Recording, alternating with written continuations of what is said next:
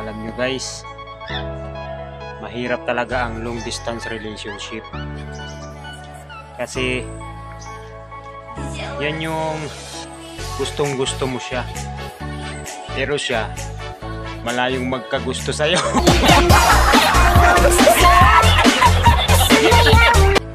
So yun guys, malapit na nga pala ulit ang botohan. Pero sa gulo ng Pilipinas ngayon, parang nakakatamad ng bumoto. Kasi kahit sinong presidente ang umupo at manalo, pag uwi nyo sa bahay nyo, ang masusunod pa rin ay ang asawa nyo.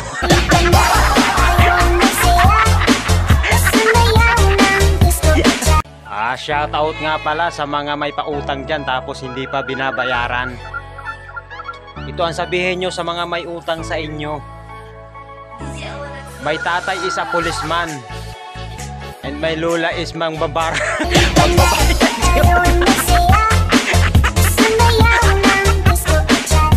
Noon ang kasabihan, kapag naglalakad ng matulin, kapag natinik ay malalim. Ngayon iba na, kapag naglalakad ng matulin, ayaw nung masingil.